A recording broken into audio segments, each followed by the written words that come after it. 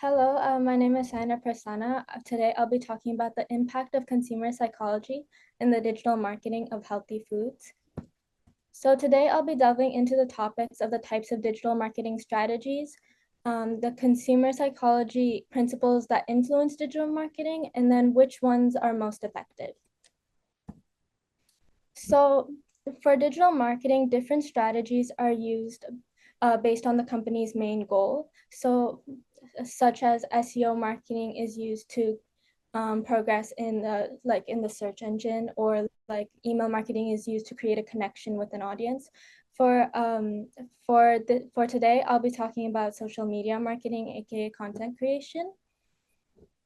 So content creation's main goal is to spread information vastly and quickly to your target audience. And your target audience can depend on the person's age, their likes, their interests, and ongoing trends. Social media marketing also helps with data analytics. So analyze, like tracking uh, impression rates, click rates, likes, follows, shares, and how quickly your content can move up in the algorithm. To move on to my next point for consumer psychology, we have to establish what that is. So consumer psychology is the thoughts, beliefs, interests, and beliefs, and interests that behind a person that convince them to purchase a product. The ones I'll be talking about today are consumer psychology, the reciprocity effect, and the framing effect. So color psychology is basically the promotion of messages that reflect a product or a brand through color, and different colors hold different meanings. So for example, blue emphasizes on trust and dependability, while purple emphasizes on feelings of royalty or superiority. And color psychology is really important because 93% of people base their purchase solely on color. To move on to the reciprocity effect, it's basically when an individual feels compelled to return an act of kindness from a brand by purchasing their product. So this act of kindness could be the brand giving them samples, discounts, or rewards. And finally, the framing effect. So the framing effect is using wording to its maximum potential in order to evoke a certain response. A common example of this would be the glass is half empty or the glass is half full. Both of them mean the same thing, but it will evoke a different emotional response depending on which one you use. So to put these strategies to the test, I conducted 2 market tests and a case study to see how well they would perform in promoting a business in the food space. And to start off with color psychology, I work for a brand called Living Low Carb, which is a woman-owned small business that looks to promote a healthier diet through their gluten-free chia seed puddings. So their social media marketing and also their packaging often uses the colors yellow and orange. So more specifically, sunshine yellow and marigold orange. Yellow equates to the feelings of happiness and spontaneity, while orange equates to the feelings of vibrancy and energy, which is a reflection of the chia seed puddings themselves. So to grow Living Low Carb's following, I conducted an A/B test where I created 2 of the same posts showcasing the chia seed puddings and promoting their benefits, while only changing the color of the background. So one post had a background color of yellow to orange, while the other post had a background of forest green, which implies freshness and nourishment. After creating these posts, I surveyed 35 people to ask them which post would convince them more to buy the puddings. And I got these are the 2 A/B test photos. And the results I got for this A/B test was that they were overwhelmingly leaning towards the yellow-orange post. And most people said it was because the brightness and the vibrancy of the yellow-orange post made the post more appealing, but also made the food look more eye-catching. Whereas the green post, like the handful that said the green post said it was just easier on the eyes. So I also think this people would lean more towards the yellow and the orange because we've seen yellow as an association with happiness throughout our lives ever since we were young. It's a more familiar association. For example, we see it with the sun and sunflowers. Whereas with green, freshness or nourishment may not be the first thing that comes to mind, since we can see green with envy and jealousy or even disgust. So for the reason that some colors send a more clear message than others, I'd say color psychology works to a moderate extent. So to move on to the reciprocity effect, once again, I acted as a brand ambassador for Living Low Carb at an event where I handed out samples of each flavor of chia seed pudding, so Nutty Nirvana and Saffron and Vanilla.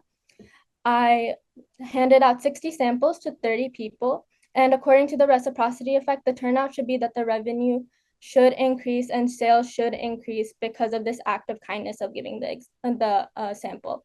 However, the turnout was actually pretty low, with selling around only 7 jars, while with only 4 people actually buying the jars. So when asked if they would have bought it without the sample, I got a 50-50 response, with 2 people saying they wouldn't have bought it without the sample because they weren't familiar with what chia seed puddings were. And then the other 2 people who said yes, they would have bought it without the sample, they said it was because they were familiar with what chia seed puddings were, and they also made some at home. So none of these responses had to do with anything to do with an act of kindness. And for this reason, I'd say the reciprocity effect works to a low extent. I also contacted the chai tea brand Simply Bonu, where they had two events. One was a sampling event and the other was a non-sampling event in 2023.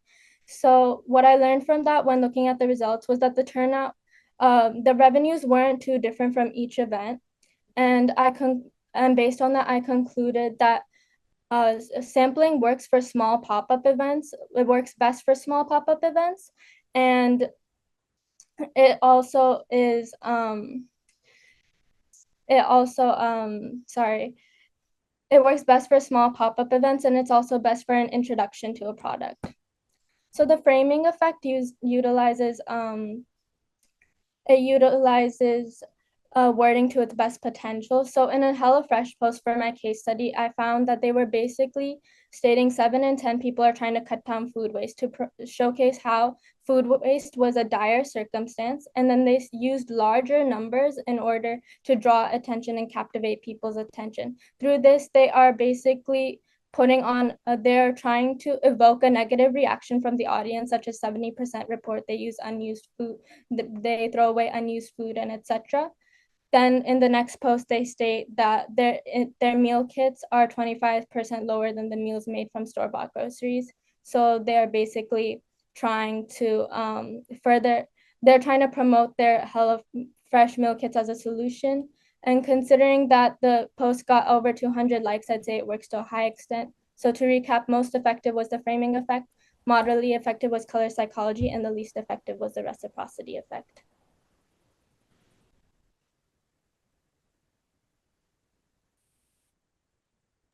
Great. Thank you, And the Saina. floor is open for questions. Yeah, thank you so much. That was wonderful and really interesting that I was curious as well as you were going through if people actually knew what chia seed pudding was. I think it Mhm.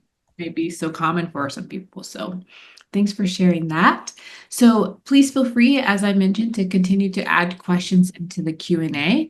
I have some here for you, Saina. So one of the first questions is, what drew you to research the impact of consumer psychology and digital marketing for health foods? So Living Low Carb is my family's business.